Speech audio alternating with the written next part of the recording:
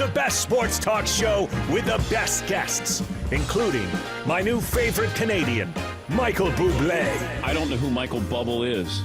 People never get my name. The pride of British Columbia joins us on the program. In Ireland, I'm Mickey Bubbles. In a lot of the UK, I'm the Boobs. Dan Patrick. You have to show respect. Mr. Boobs. Now, you might not be able to hang out with Mr. Boobs in person, like us. Would you guys come to a show, just hang with me? Bring your girls, bring your wives, and come and chill with me? Absolutely. But you can relive the whole interview on the Dan Patrick Show podcast. It's really all you need. Broadcasting from the Mercedes Man Cave. He's going to sell tickets. This is Dan Patrick. With what we've seen with Aaron Rodgers and the Packers, they're just sort of hanging around. Hanging around. I think they're unbelievable. Yeah. I really do. And look, I didn't mean to interrupt your question, but the more I think of what we're seeing in the Packers. So Dan, I had an item in my column this morning about how, I was like so many people this offseason, all right? And I said, okay, the Packers are not going 13-3 again. Yeah. They've got too many flaws, and they didn't do a thing about their receiver position. And I'm not saying I thought they were a fluke last year. I didn't, but I just thought they would come down to earth a little bit.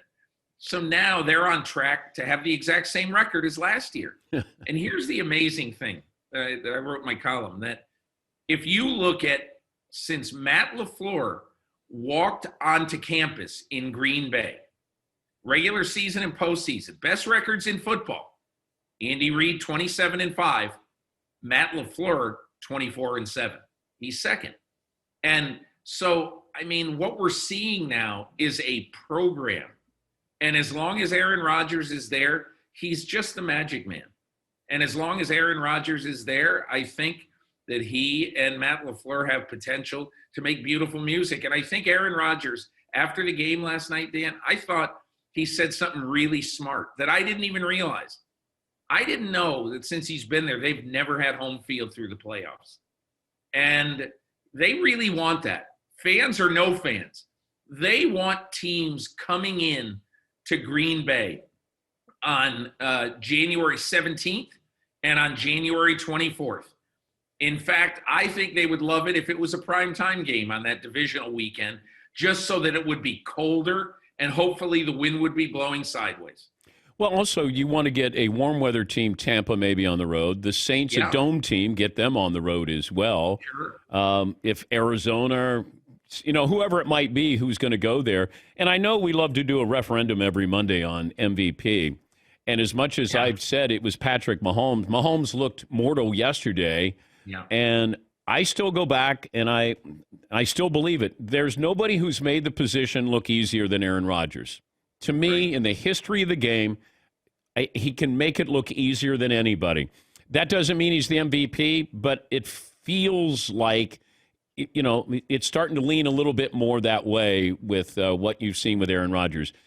If you were voting, like the criteria you would have for MVP is what, Pete? I think it's the guy who is most invaluable to his team. That's what I think it is. That's what the most valuable player says to me. And hey, Dan, I've thought about this a lot, and I thought about it for a good 15 minutes last night. I sat in my office around 1 a.m, and I really just thought, what did I want to say about the MVP this morning? Because we're getting to the point where you're going to have to make a decision 3 weeks from now. And I wrote, I think the MVP is pretty close to a Mahomes-Rodgers toss-up. And that's how I see it. I think it's the MVP is going to be won in the last 3 weeks of the season. I don't know what to make of what Doug Peterson said after yesterday's win here, Sal. So can you interpret what Doug Peterson is saying about who is going to be a starting quarterback next week against Arizona? I think it's difficult to interpret, but one of the things that I learned very early on as a reporter, and I learned it from some of my mentors, is don't pay attention to what coaches say.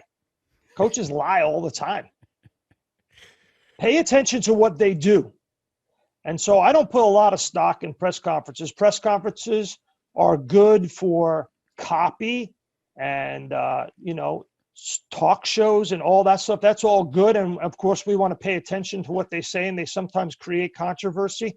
But at the end of the day, pay attention to what happened in the game and the decision that was made. And then for whatever reason, I saw what Peter King said to you about the fact that everybody's walking on eggshells because of Carson Wentz. I think that's partly true. I think, and I love Carson Wentz, and everybody in that building does. And Carson Wentz is a tough guy and a hard worker and a good teammate. You'll never hear me say a bad word about him. But I said 3 weeks ago, it was time for him to get benched like Donovan McNabb did in 2008. A little timeout. Now, Kevin Cobb came in and, of course, did not display any kind of talent worthy of keeping him in.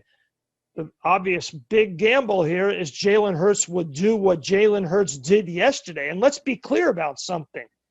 Let's be very clear about something. Jalen Hurts won the game. The reason why the Eagles won the game was because Jalen Hurts.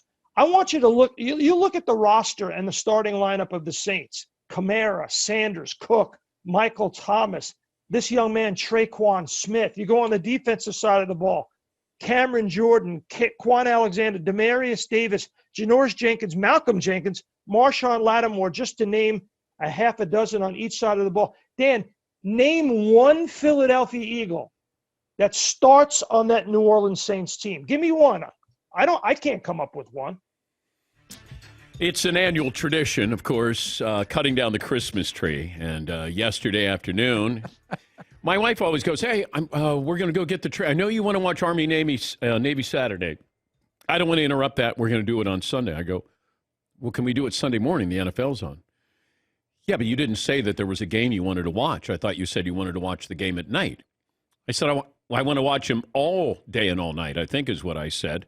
Oh, well, I told the girls that we're going to go in the afternoon. So at 2 o'clock, right in the middle of everything, I get all dressed up as only I can, and we go and chop down the tree. Still one of the more amazing marketing approaches. We're going to charge you more for you to go cut down the tree. It's like, we'll charge you more for you to go pick apples. And we buy into it, literally. And what happens is, it always sounds like everybody wants to cut down the tree. And as it turns out, I'm usually the one that ends up doing all the heavy lifting. I get under there, I'm Paul Bunyan. And then I got to bag it. I got to wrap it up and then drag it over to get it bagged up and then put it on top of the car and then take it home and then lug it in. And then you try to put it up, make it straight. It's not straight, Dad. And then I twist it a little bit. Let's see, clockwise. And I go, clockwise. I'm underneath this damn thing, clockwise. And, no, not that way. And then we finally we got to put the star on top. So then I got to get a ladder, put the star on top. So it was around, 6 o'clock when we're done. And then I got to kind of play. 6 o'clock? Yes. Oh, yeah. No, we have to go get garland. We have to go get wreaths. And, then I'm trying to make jokes like Aretha Franklin would be a great name for a wreath, or Wreath Witherspoon would be a good one. And, I'm trying to have fun. They have wine samples, so I'm trying to do some shots of wine. But we got the tree in. I said, I'm not decorating. Not tonight. Not going to do it. And so I got that this afternoon. Yeah, later this afternoon. I get to decorate the tree. Yeah, Seton. Were you hanging out with the host of College Game Day? Reith Davis? Davis. There you go. My daughters don't think I'm funny. My wife doesn't either, by the way. But I would be like, do you have the Aretha Franklin? And the woman would be like, no, I don't think so. I said, okay. Do you think it's because it's the 7th straight year she's heard that joke from you? And then I go, well, what about the Wreath Witherspoon? And then she goes, okay, I get that. That's kind of funny. Yes, Paulie. But were you able to get that one nice picture that makes it look like you had a beautiful, lovely day with your family as opposed to arguing, yelling, and uncomfortableness? No, the picture I showed you is me under the tree. I've got my pajamas on, and I got a Dan Patrick sweatshirt on, and I'm under there sawing down this monstrous tree. Bring your own saw, or did this 14-year-old kid give you one? No, they give you one. Yeah, they give you one. And it's quite the experience. It really is. It's quite the experience. And I say, my wife goes, well, it's fun. We can do it together. We get to go chop down the tree. I go, I chop down the tree. Like, how about we have a bonding experience where we just go to the place, to the tree farm, and then we buy one who somebody chopped it down. That's still bonding, because me getting under this tree and spending 30 minutes chopping it down is just me under the tree. There's no bonding there. Yes, Eden. That's when, like 4 or 5 years ago, whenever I moved into the house I live in now, my wife sent my son and I to go get the tree, and I came back with one that was like 10 feet tall. It didn't even fit in the room. But, damn it was the best tree we ever had. It was gigantic, and I sent her a picture. She was working at the time, and I sent her a picture of it. She was like, what the hell is this thing? Like, a Christmas tree, babe. It's like Yao Ming walks into a room and he has to duck, and that your Christmas tree is ducking because it's gone all the way to the ceiling. Yes, Paulie? I got the opposite seat, and this year I went with my 2 daughters and was tasked to get the tree, and I got the one that was ignored over to the side that was about 5 feet 2 inches. And I brought it back, and she's like, what is this? Were they all out? I'm like, no, they weren't all out. She goes, what, were you trying to save money? I'm like, no, I felt bad for the tree. She goes, you felt bad? But the picture we took 3 minutes later, we look like we're having a grand old time. But, Paulie, I'm with you. My daughters go, Dad, are you getting emotional? Because I always feel bad for these trees that aren't going to get cut down. People walk right by them. Yes. Or we saw one that was chopped down and left. And I went, that is tragic. And my daughters know that it bums me out, where I go, that tree is not going to get a Christmas. Yes, Todd. I love that, because that's just like the Charlie Brown Christmas, where he was sent. They thought he was going to bring back some big fancy tree, and it brought him this weak one. But then they were able to somehow salvage it and decorate it, and he did a good thing, because that was just an ignored, old, like just bad-looking tree. I don't think you should be involved in this conversation, because you have not gotten a tree. So I got this giant menorah, but the menorah wouldn't fit. Yeah, but you don't put up the tree, you don't take down the tree, you don't decorate the tree. Well, if you have a supermodel come in here, then the only time that you've ever been involved in a Christmas tree was when Chrissy Teigen came in wearing her elf outfit, her skirt. I took significant interest in the whole She Christmas climbed holiday. up the ladder, and Todd, of course, was decorating at the bottom of the tree. Well, it looked like it was shaking as she was going to fall. I said, someone's going to hold the base. But he quickly converted and then jumped right in. I did. I called my local rabbi and explained the situation. He gave me a weekend pass. Yeah. We hid the Hanukkah decorations when Chrissy Teigen came. Yeah. Why do you think we moved up the time frame here, Terry?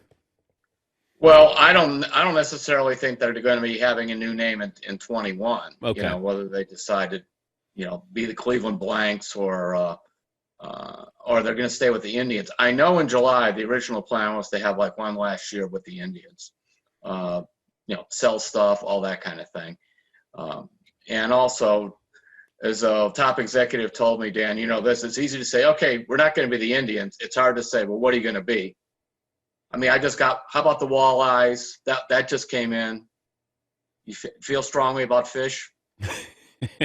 What about tribe? Oh, no, nothing to do with the Native American. They want to get as far away from that as they can. All right. I love tribe. In fact, I often call them my story, the tribe, far more than the Indians. Long time ago.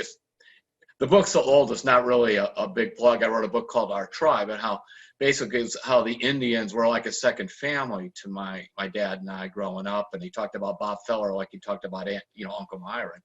And that's how I think the feeling is when you are in we have a close association with the team. It's kind of like a tribe that goes across, what I love about sports, racial lines and everything else. Now, I'll tell you, it is wide open. What's your idea? What do you want to name? You're from Dayton, right? You're from Ohio. Oh, I don't know. The Cleveland Buckeyes. How's that? Yeah, I mean, that was a Negro League team. Yeah. That's not bad. Some people don't like it because it follows with Ohio State, Yeah. Your marketing brand there.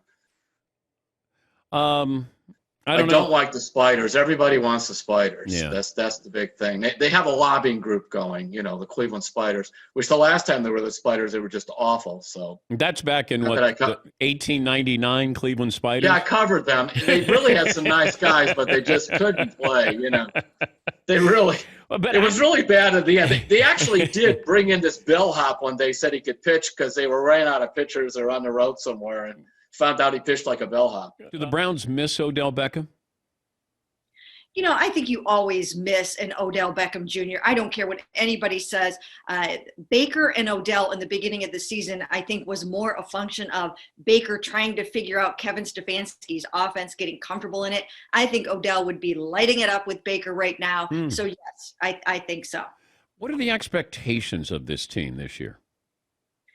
You know what? I think they're growing right now. I think now they can see, and other people can see, the country got to see it last night, that they pretty much can hang with anybody or even beat anybody. There are very few teams that I'm not sure that they can beat. Now, Kansas City, if I had to make a pick for them to beat Kansas City right now, I would pick Kansas City. But there aren't many other teams that I would pick the Browns to lose to in the playoffs right now. Did you ever hit somebody and feel sorry? Yeah, I think I did. You know, we were when I was a rookie in Atlanta in '92 in the preseason, we were playing against Cleveland. Playing for Jerry Glanville then, and there was a wide receiver who caught a slant route. Now, the interesting thing about that was I was groggy in that game. You know, these were back in the days before, you know, there was like a real extensive, you know, checking on players who, you know, maybe had concussions or what have you. And, you know, I know I was not right in that game, and I wasn't quite sure. You know, I had a couple big hits on Kevin Mack in the preseason, and you remember how big Kevin Mack was. I mean, every time you hit Kevin Mack, he's going to kind of knock your screws loose a little bit. And I hit this wide receiver simply because I was just standing in the middle of the field, didn't even know what the defensive call was, and I just know the ball was thrown, and I just sprinted towards this wide receiver and just just hit him with all I had. And one of our defensive backs, I think his name was Frankie Smith, was hanging on him at the same time, and I knocked the wide receiver out. I mean, he was out cold. And I believe he wound up having, you know, he suffered some kind of injury to his neck or back. And Frankie Smith, who was hanging on him in the corner, who was covering him at the time, his finger got caught between me and the wide receiver. And it just obliterated his finger. And I think that's the time where I felt, man, not only did I injure the guy, I injured one of my own teammates, and I wasn't even quite sure what I was supposed to be doing at the time. So yeah, some of those big hits like that, you feel bad afterwards. But I mean, that's just the way that's the way the game was, and that's the way we played it, and that's the way I played it. And you didn't want to see guys get hurt, but it definitely, you know, in the 90s, 80s, you know, it was a different type of game, you know, back then, especially when it came to collisions and high-speed collisions in the secondary. I mean, they were a regular occurrence. You know how that was. Well, I tell this audience all the time, if you saw a game from the sidelines, you would never let your kid play that game, because no doubt it is just, I can close my eye. I went to a Giants game and I was on the sidelines when LT was there and that great defense.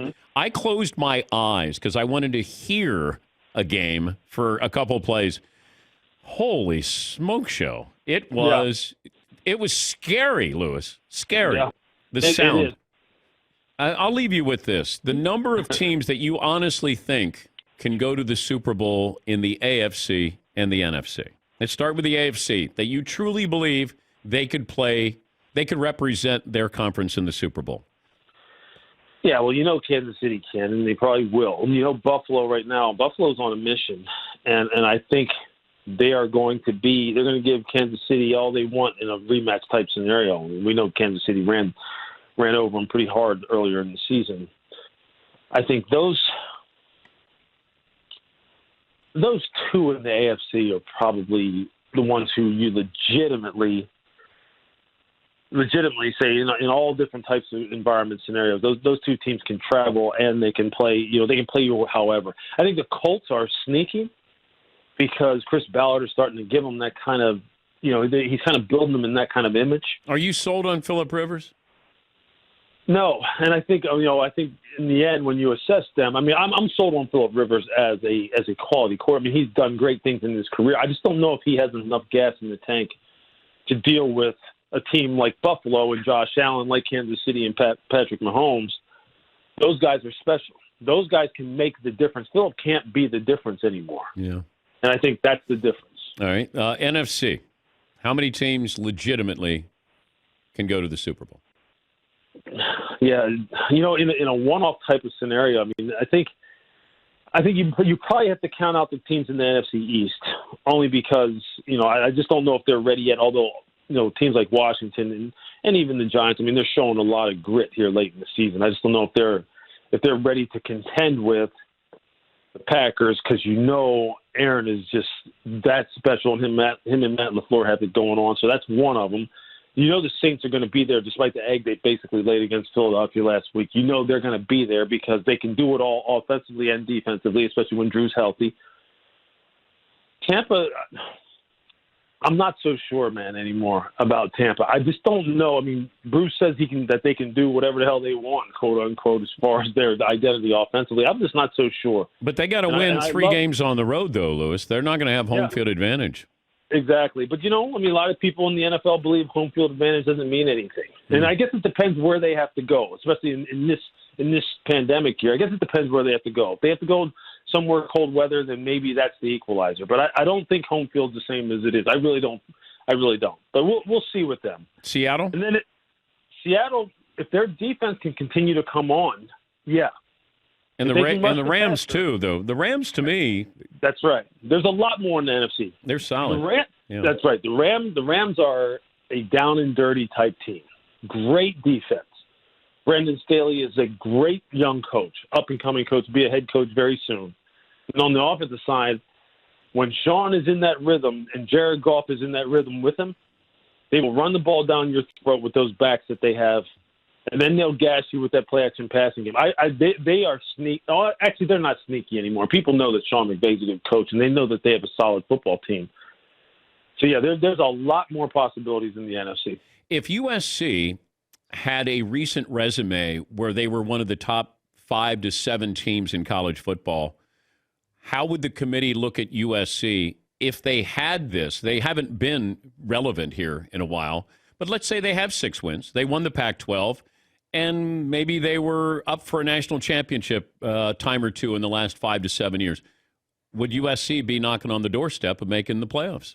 My guess is yes, and that's kind of the issue you have with this is, and I get it, this is a crazy year, but this is why it's completely subjective. What is it about, let me put it this way, Coastal Carolina could go 12-0, okay? Coastal Carolina has... They could go 20-0, Dan. They could go 20-0. You're not going to put them in. Yeah. Because you go, it's Coastal Carolina. Their recruits aren't good enough. We don't really. What is this uniform? What Carolina are we even coastaling? What is this, right? This is USC. We know that uniform. We know that fight song, and they have tons of great recruits. They have tons of guys that are going to go to the NFL. Their problem has been not getting it organized and winning. So yeah, agreed. Like, what is it about US? Well, they haven't been winning lately, or all of a sudden we're going to go, well, some of these games are kind of close. How are they 15th? They're currently 15th in the rankings, right? Coastal, like you said, they go 12-0. They're 13th. They're not even close. But we move Iowa State up because they're in the Big 12. Well, the Big 12 usually gets crushed in the playoff. Like, I don't think the Sun Belt's going to do a whole lot worse than the Big 12 does every year. It's all like, it's not even consistent rank to rank.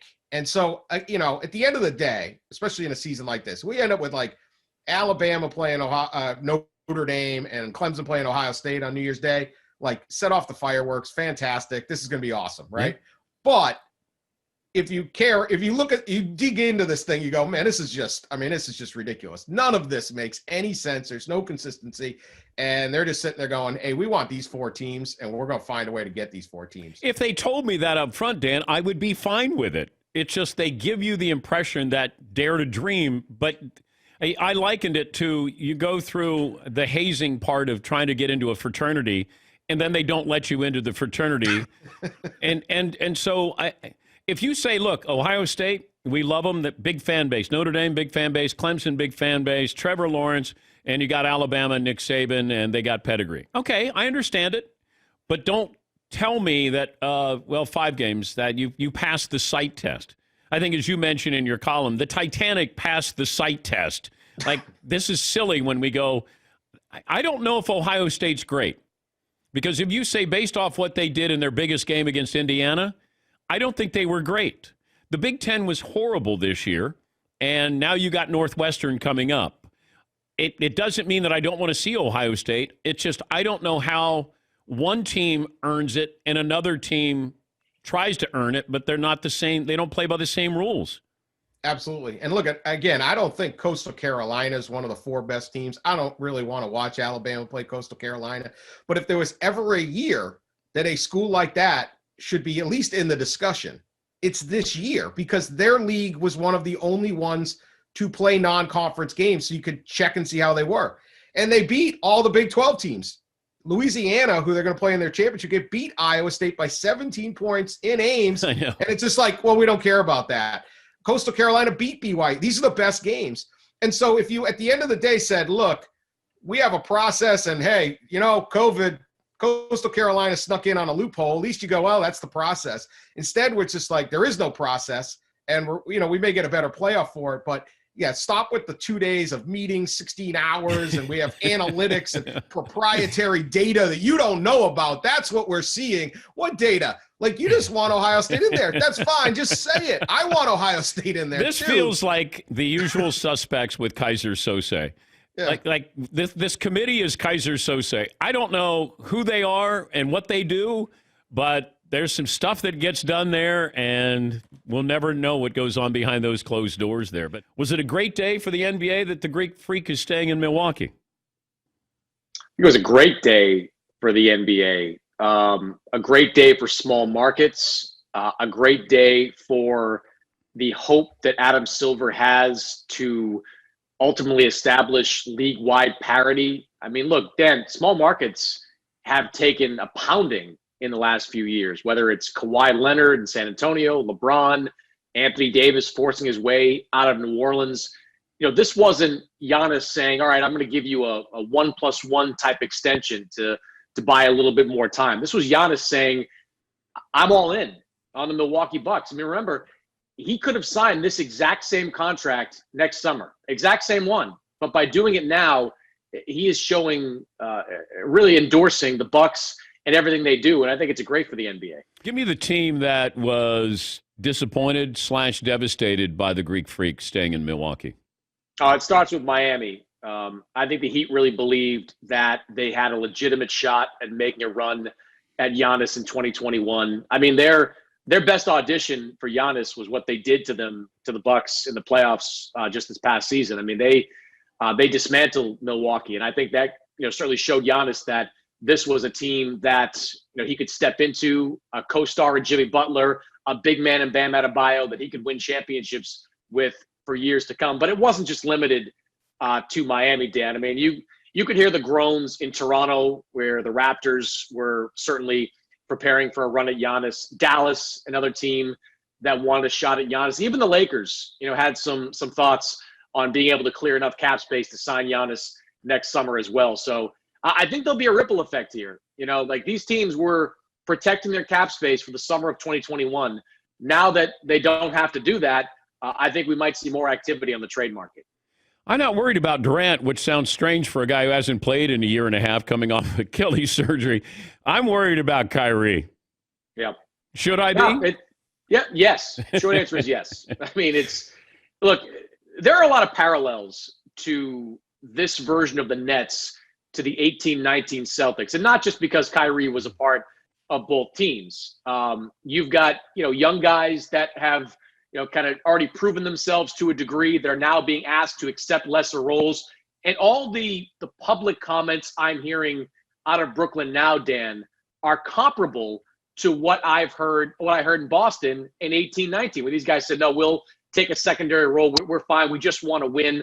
How does Kyrie manage some of that? Like, he, as the point guard, is going to have to make sure that these guys are involved. A bigger issue, though, Dan, at least in the early on, is, look, the James Harden chatter isn't going to die down. The Nets are going to be a contender for James Harden as long as he's available, much in the same way that Boston was for Anthony Davis during those last couple of years. So if the chatter continues to focus on James Harden in Brooklyn, those players in that locker room are going to look around and go, oh, I mean, if you're talking about acquiring James Harden, that means I go. That means I'm not part of this. And look, we've seen kind of firsthand with the Celtics, a year earlier with the Lakers, when Brandon Ingram and those guys were talked about in the Davis trade, that can really toxify your locker room. So how the star players on that team, Kyrie and Kevin Durant, handle that stuff, I think is going to be a factor in the success of the Nets. What changes would you make to the process? The selection process? Yeah. Well, let's just remember 2020 is an odd year. Like, I would love to have played non-conference games in football, but we needed to move those early so we could then play a conference schedule. That wasn't the mindset that was shared. So the fact we had to play conference only in many circumstances, in fact, in most, is one that was out of my control. I think the first change is we just make sure we have quality non-conference competition in football, because that gives you this scale. Are there other metrics that could be used? I don't know that I go there. So now what I watch is the reaction from yesterday is, well, the BCS was better. It didn't have these humans making decisions. When we had the BCS, it's like, these polls are nonsense. We need humans in the room making decisions. But what about expanding to 8? I don't think 8 solves anything from my perspective. We're going to be arguing about 9. We have an agreement to start with 4 in a playoff. That's what happened in 2014, a set of objectives. We can't go too long. My coaches have told me, in fact, coaches in other conferences that played in the championship game have told me, when you got to the end of that, your team was done. There's a physical toll that's taken. So the give and take is bigger than just go to 8. And 8 has implications. My friend Jim Delaney one time said, and I think it's okay to share this because I think he's spot on. When we only had 2 teams selected for a national championship and you weren't in it, the impact on your brand or the esprit de corps of your conference wasn't that large. When it went to 4 and you're left out, that's a bigger deal. Okay. And I've certainly felt that pressure. You go to 8, what are the outcomes there? Is that the right number? I just don't go to 8 in my mind automatically as the solution. Did you ever meet that woman who looks like you? Did you ever reach out to her? I didn't reach out, but I did meet her. She came to a game last year. She came. We do our Tiger walk. We park on the road and walk that little stretch to the locker room. She was right there. So, of course, there's a bunch of pictures and stuff. Oh, it's crazy. But did you think, gosh, she looks like me? I did. I was like, dang, she really does. I obviously don't like to admit that, but I was like, that's pretty close. How important is the Heisman? I mean, I've said it before. It's a hard question. I mean, it's obviously something that would be awesome to win, and I'm not going to say that it wouldn't be, and that I wouldn't, love that. That would be great. But honestly, I mean, and this is the truth, I just don't really focus on it too much. I think that's an award that your play speaks for itself, and there's a lot of factors that go into it, and especially a season like this where everyone's played different games, schedule's been kind of rearranged, blown up, all those things. It's just a tough thing to gauge, so I don't put too much stake in it. I know who I am, confident in who I am, regardless of whether I win it or not, but obviously I don't have to say that it would be a huge accomplishment to be able to be considered for it, to win it. Yeah, but there's nothing wrong with saying I want it. Yeah, I mean obviously, when you're competitive and you play a sport like college football, you put a lot of time in, a lot of work. So the awards, all that stuff is really cool, and you kind of get recognized for the work you put in. So that would be awesome. But if I'm having to pick between that and national championship, no hesitation from me. So I don't know. Maybe those will go hand in hand. That'd be awesome too. How can you not let the situation with the Jets affect you? Or at least, that you could end up in New York if they don't win and you're the number 1 pick. You don't get to pick where you want to go. And that's really difficult for, somebody just starting out. But how prepared are you to do something like that? I mean, I think I'm ready. I think just being here at Clemson, my journey has taught me a lot. I've grown up a lot the past few years, and I'm really just ready to take on whatever challenge it is, and just to have the opportunity. Have you watched the Jets, Trevor? I haven't really, honestly. Obviously, don't highlights and stuff. But, don't. No, I mean, really, honestly, I know some of this stuff I say sounds cliche, but just to have the opportunity to go somewhere, help someone rebuild if that's what it is, or whatever, and just win. That's what, something I love doing. I think that's what I'm best at is winning, regardless of stats, whatever it is, that's what I love. So just to have that chance, obviously some places it'll be more of a challenge than others, but I think I'm up for it, and that'll get here when it's here. Just trying to focus now on being great where I'm at. And you don't have to trade him to a contender because his list, oh, by the way, is filled with really good teams. Like, why not say we're going to, not that, and we've talked about this before, the Knicks don't have the assets here, but Sacramento or somebody like that why am I giving in? I'm enabling one more time by saying, okay, James, we're going to send you to where, you want to go. Why would Sacramento trade for James Harden knowing he wants nothing to do with being there, knowing he's going to be unhappy, knowing that in 2 years he's getting the hell out of Dodge? So that's the thing. Yeah.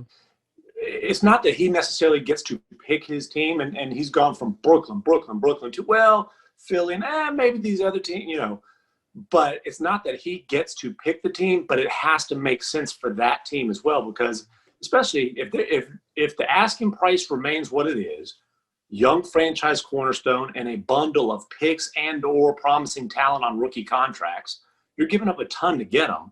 So you're not going to give up a ton to get a guy who's just unhappy, and doesn't want to be there. It's going to be, it's going to be a miserable experience. Then he's going to be gone. But okay, handicap this though for me, Tim. If we look at this, does Milwaukee have the assets given what they? Milwaukee's not a factor in this. Milwaukee's not a factor. They gave up their draft picks. They gave up a lot to get Drew Holiday. Well, that and Giannis and Harden have taken several shots at each other and can't stand each other. But other than that, I think it'd be a great fit. All right, Philly. If Philly says we'll give you Ben Simmons and whoever, Tobias Harris or something. Well, it would be what the Rockets will want there is Ben Simmons and picks. Okay. Tybal could be a pick. And look, PJ Tucker's probably getting traded at some point too. It would make a lot of sense if he's traded along with Harden to Philly. Daryl Morey obviously knows both players well. PJ Tucker is a great role player on a expiring contract. So you can expand the deal that way. But it's Ben Simmons, and then you haggle over picks. You haggle whether Tybal's in the deal. I still think that is the most likely scenario. I'm not certain that there is a consensus within the Sixers organization that they want to have anything to do with those kind of discussions. And then I look at the Miami Heat, and I have somebody who works there, and I just said, give me the validity of, that possibility. And so I guess they're exploring this, and if Bam Adebayo and Tyler Hero would be the two assets that you might be able to get. Okay, if I'm Houston, you got my attention. Because I do have young players. I have an all-star, maybe a potential all-star there. And maybe I get rid of all this drama, and there's a little addition by subtraction there. But if I'm Miami, Jimmy Butler had a hard time playing in Philly and Minnesota because of, these players who were immature. James Harden can be immature and want it his way. I can't imagine Jimmy Butler putting up with the tardiness of James Harden. Well, and, I do think James Harden, the Heat culture could be an interesting fit, and maybe he adapts. James Harden, when he gets traded, I think there will be an understanding that his legacy is on the line. Jimmy Butler and James Harden do have a relationship, of course. So do James and Russ, a much longer relationship. And Chris Paul. It's funny though. It's funny though. The Rockets thought they were getting Jimmy Butler, not this offseason, last offseason. Right. Had it lined up. They were ready to ship out Capella and Gordon to make the room. Harden and Butler had been talking. They were ready. And then Jimmy ghosted them and went and signed, literally did not return texts and phone calls and went to Miami. Ouch. But look, those things, players get over those kind of things. But Miami, I would imagine, would the first thing they would say is, hell no, Bam is not on the table. Absolutely not. Don't even ask again. But Hero would absolutely intrigue the Rockets. Duncan Robinson would absolutely intrigue the Rockets. The Heat have several vets on expiring contracts where you can make the money work. They're a little bit limited in picks, but there's absolutely ways for an offer that makes sense to be put together from Miami. Explain to me, if I've never kicked a field goal before, and you wanted to teach me how to kick a field goal, where do we start? I think you got to start with probably the most important principle in all sports that involve a ball. Keep your eye on the ball. It's a common theme in baseball, tennis, soccer, football. So what I said the other night after the game, to just trying to keep it as simple as possible in the moments where so many things can be going through your head. You just got to see the ball to kick the ball. But you could kick blindfold, It starts as simple as that. You could kick blindfold, right?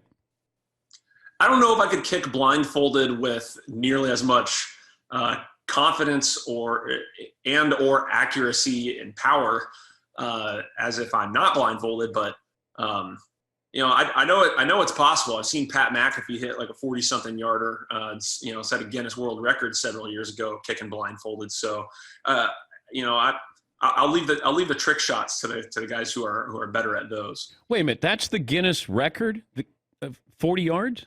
It's 40 something, and I'm pretty sure Pat has the record. So, shout out to Pat McAfee and always doing it for the brand. But I'm pretty sure he has a Guinness World Record. Well, why don't you go out this afternoon when this is over with and just blow him out of the books? I mean, come on. It's a little snowy out here, and wait, you don't have a indoor practice facility?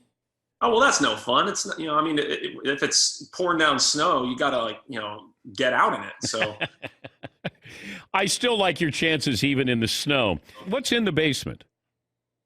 So this is kind of our catch-all room right now. The previous homeowner used this room as his office, but I don't really have much practical use for your traditional office. But right now we've got just like a sofa in here, and then let's see, I got my guitars, got an amp. Ooh. That's not my drum set. That's my 4-year-old son's drum set. Oh, we got a just like a TV on the ground, a trampoline.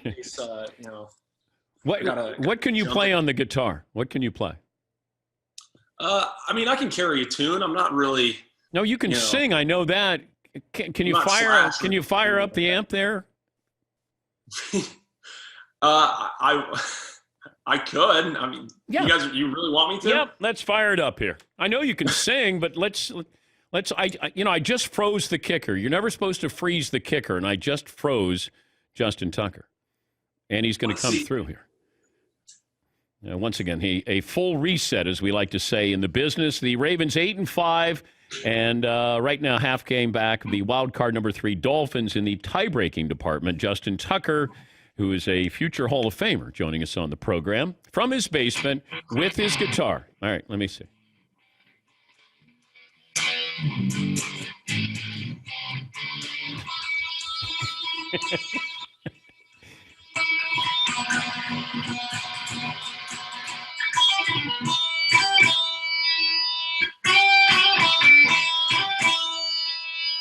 That's all I got for you, Dan. What's your go-to? What's your go-to is I'm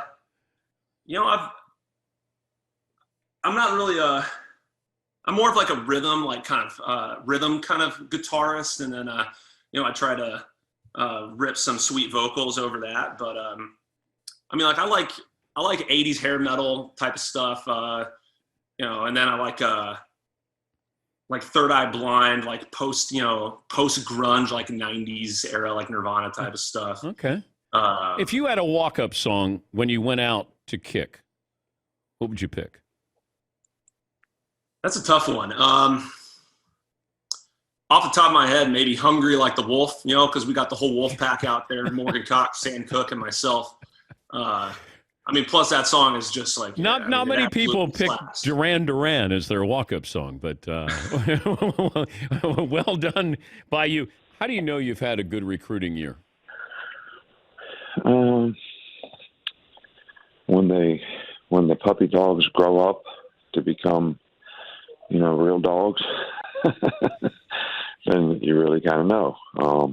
You think by evaluation, which recruiting is probably a bit of an inexact science. I think evaluation of players is an inexact science because you can probably measure some of the physical characteristics, but you really never know for sure, what the psychological disposition is to develop and compete relative to what you're capable of. I think that's probably true in anything, not just sports, but it makes it a bit of an inexact science. So you really don't know how the players that you got will develop.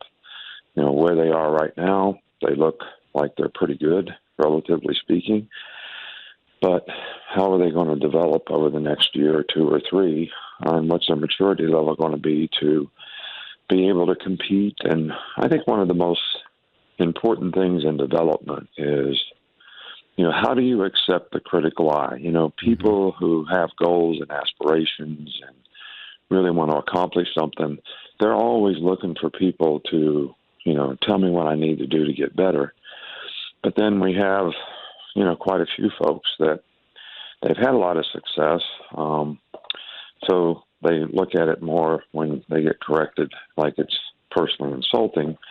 So it makes it harder for them to grow and develop. So all these factors sort of, come together to determine how someone develops and how early they're ready to contribute and how quickly they actually develop the skill level to be the kind of player they're capable of being. And I find that really interesting you're talking about, and I have kids who are in their early 20s, and you're right how you can say something and then how they accept it. And I was curious how recruiting has changed for you over the years. What's the biggest difference that you've seen? I think that expectation that the player has now is a lot greater than it used to be, which I think is a little bit of an obstacle to overcome. Because I think when people have expectations like I want to start as a freshman or I want to catch 50 passes or whatever as a freshman, and then those things don't happen readily because they are focused on outcome-oriented type things and not what they really need to do to get the outcome, they get frustrated. And when they get frustrated, they don't perform as well, they don't develop as well, they don't improve because they're got a negative attitude about things. So, well, social media has been, that's a big opponent that you have to fight as well, of what people say to these kids, and they are kids, and then how they react to it. Well, and I think you're 100% right. It's the expectation that gets created by social media. And, look, 20 years ago, we didn't have all these recruiting ratings and 5-star, 4-star, but all these things create an expectation. And it's not the player, it's not the young man's fault that these expectations are created externally, but they do have an impact and affect some guys. And they think they're failing if they don't meet these sort of, I'm going to call them almost false expectations because they're not realistic in a lot of ways. So it takes away from this whole process of thinking about what I have to do to develop and get results and become very outcome-oriented and disappointed if I don't get the outcome that people expect. Rick Neuheisel caught my attention with a report, a tweet that talked about the Ohio State, and one of their wide receivers has tested positive for COVID. No names attached here. I followed up, tried to get the name from my Big Ten source, and then I was told one of their assistant coaches has perhaps tested positive as well. Rick Neuheisel, CBS Sports college football analyst, of course, former college coach. All right, let's start with Ohio State. What's going on with the COVID test here? Well, as all great reporters do, now that I'm on your side of the tracks and the media, I'm just probing. I'm just, trying to get inside information. A friend of mine out in California who's very close to the program gave me that information, didn't give me a name. So I was asking Rick Pizzo yesterday on SiriusXM who it was. He did not give me any names either, but did not say that it was a false rumor. So we'll wait and see. The bigger question, not so much for the Northwestern game, is will it be a Big Ten rule that is a 21-day quarantine, which would, of course, then keep him out of a New Year's Day game, should this have happened over the course of this week. So that's what we're trying to divulge. We had Nick Saban on yesterday, and he brought up something interesting about recruiting and how it's changed. And he said, these kids come in and think they're starting right away, and they haven't been told no, or they haven't been criticized. And he said, there's an adjustment there. And you have social media, Jesse, that expects you. You're a 5-star. Hey, what's wrong with you? Like, there's a whole lot that goes into going from high school to college. And if you're playing a high-profile position like quarterback, he said that's been a big challenge for me here. Trying to talk, how do you talk to somebody who hasn't been talked to that way by an old-school coach? I think that's why you're seeing so many transfers now in college football. It seems like a kid shows up on campus, he's not starting right away, and immediately he's out the door. And he's looking for another opportunity. And it's not uncommon now to see guys not just transfer one time, transfer 2, 3, sometimes even more. You're right. There's so much media surrounding these players now. Kids they're committing to their schools on national TV. Sometimes kids are committing, early in high school. Middle school kids now are getting offered, and everybody keeps telling them how great they are. And the reality is they get to a program like in Alabama where you're not just getting the best players in state or in the Southeast, you're getting them from all over the country. Everybody wants to go play for a guy like Nick Saban. And it takes a very tough-minded kid now to come in. A guy like Mac Jones, who, still wanted to go to school there, even though Jalen Hurts was there, even though Tua Tagovailoa was there. There were question marks surrounding Mac Jones heading into this year. He only had 4 starts. They go out and get the number 1 dual threat prospect in the country in Bryce Young. And still Mac Jones has, he just kind of buckles up and says, okay, I got to earn this job. So you're right. It's a totally different mindset today. And it's so much harder today for coaches to have to manage their rosters based on how willing and easy it is for kids now to transfer simply because they're not getting the playing time they expected early. I want to ask you about the Clippers situation, because this is one of those, wait a minute, what happened? And Jerry West involved in this, and you have somebody saying that Jerry promised a payoff of $2.5 million to deliver Kawhi Leonard to the Clippers. Why is this coming out now? And is there any validity to it? I know the NBA is investigating.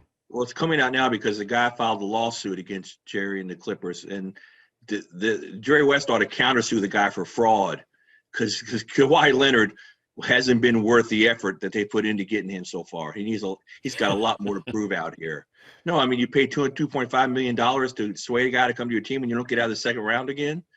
Come on. But I just think I'm back in the law. I can't imagine that the logo would need one of the greatest executives, the greatest executive of all time in the NBA, if you ask me, would need help in trying to recruit a player. I can't imagine that. I heard the Clippers did a lot of things to try to recruit Kawhi. I can't imagine they would do something like that. But even that, so what's the NBA going to do? Find them draft picks? They don't have any draft picks. $10 million? Ballmer's got that much in his sofa cushions. I just think this is going to be quickly become a non-story. And if it does become a story, I'm backing the logo on this. I've always got the logos back.